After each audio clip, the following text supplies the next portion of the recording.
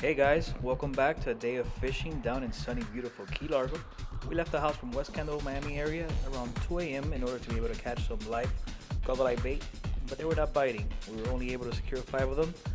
Luckily, we had some saved up from the last time when we came with that frozen bait, and that's what saved us and let us fish on this trip.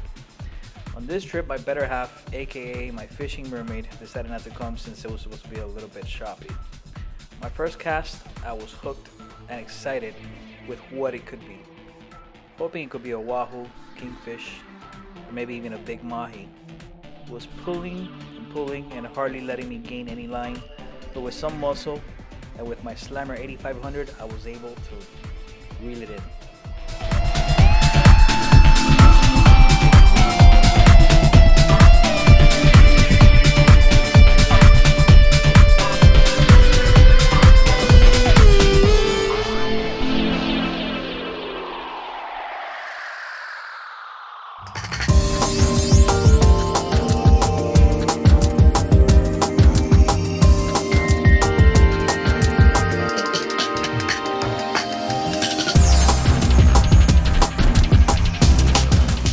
This fish was really giving a good fight.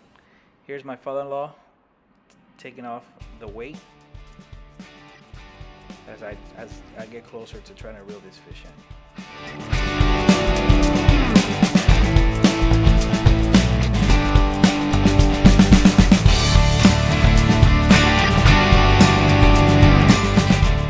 Not the fish that we were hoping for. Once we saw the barracuda up close, but it's a fish, and we have a friend that knows how to carefully make sure they're not sick and eats them.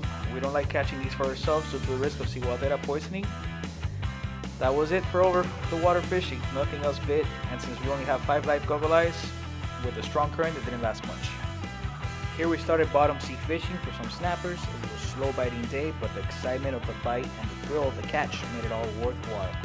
We were fishing with 2 style rods and using the dead goggle-eye bait in chunks, along with some calamari, since it's one of the mutton snapper's favorite food. Once you feel the tip of the rod bending and pulling, you know it's fish on time.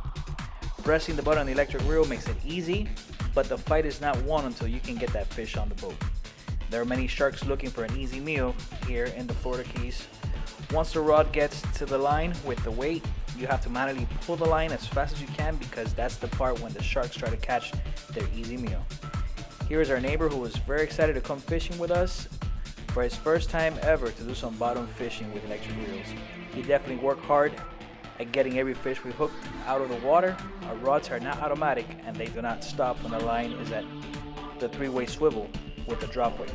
Therefore, one person has to be in charge of the rod and electric reels to make sure the swivel doesn't hit the top of the rod and snap the line. Therefore, the other person needs to be ready and prepared to pull by hand the remaining of the line in order to get the fish safely onto the boat.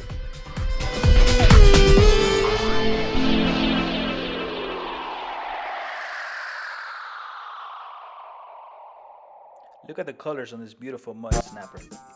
Not a better feeling in the world to catch one of these out here. So much fun. Such a beautiful fish.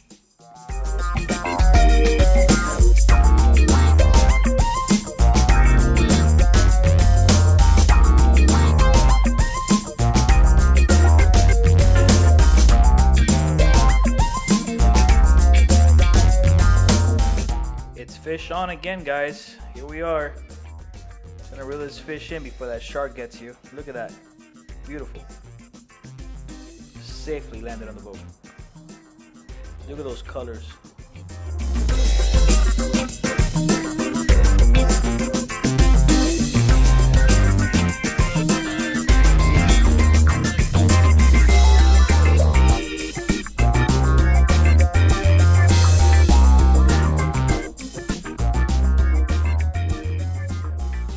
Here's our neighbor again getting into his workout. This was one of the biggest ones we caught, and we were so lucky to get this fish on the boat. If you can see, the hook is right at the lip. It's not even hooked, it's just like a little sliver. Look how fast we get that hook out. We're so lucky to get this, and this is one of the biggest ones we got. Very, very nice fish. Here we got home. We were able to land 10 of these mutton snappers on ourselves. Here's my fishing mermaid taking care of the bulls and just didn't go. Everybody has to pull their weight, if you know what I mean. Thanks for watching this video, guys. Really hope to see you out there. Have fun.